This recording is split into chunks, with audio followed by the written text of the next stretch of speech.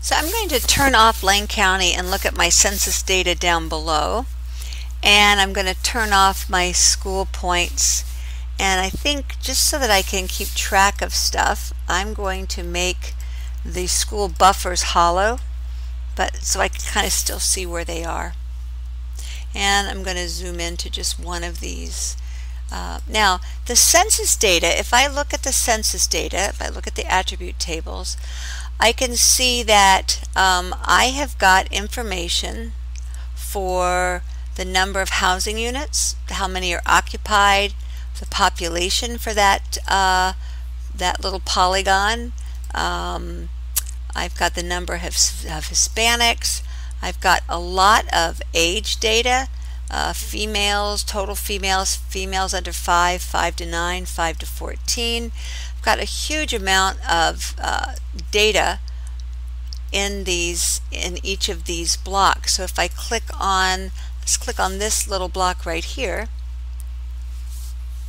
with my ID tool, and it will think for a long time. There you go.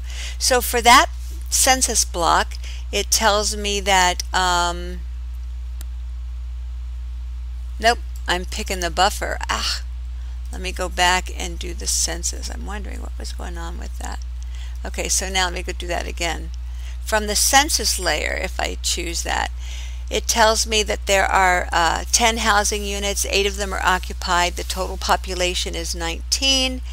There's one person between one male between the ages of 10 and 14, one person male between the ages of 62 and 64, a few more females in that area. So it gives me information about that census area.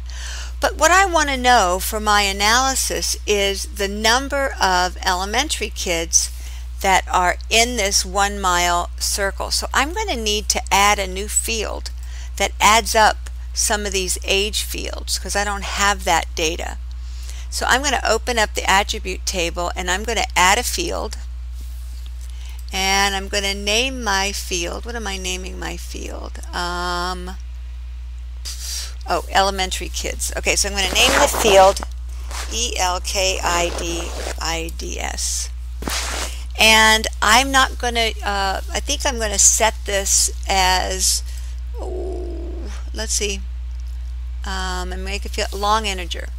And long integer allows me to have a really big number but no decimals. So I'm going to just choose here, and what you see is now I have an empty field, and now I'm going to populate that using a calculator.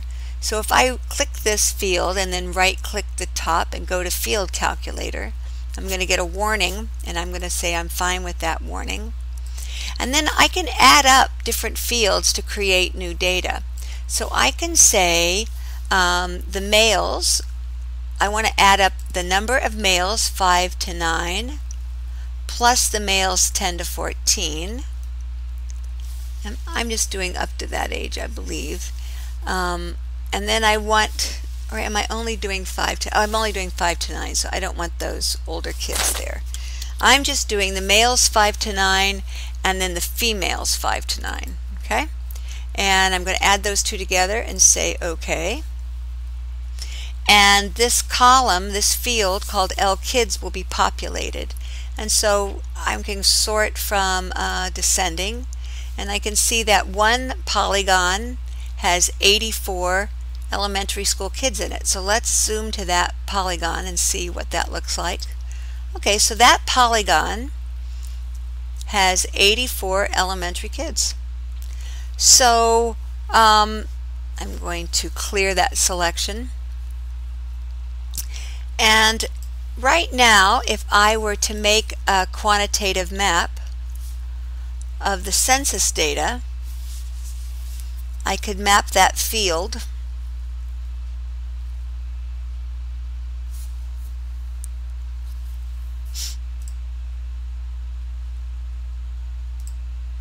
quantities, and I could map that field I just created. That's fine. Okay, and if I zoom out, I can see that that map shows the number of elementary kids in each of these census block areas or census enumeration areas. And it's thinking. There we go.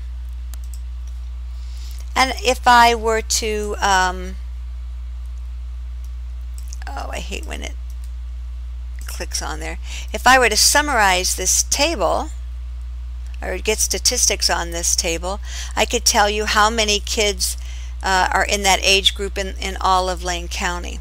Okay, so that is the way that I'm going to approach this problem by creating the field, and then I'm going to use my buffers to intersect and clip out or cut out only those census blocks that are in each of these circles.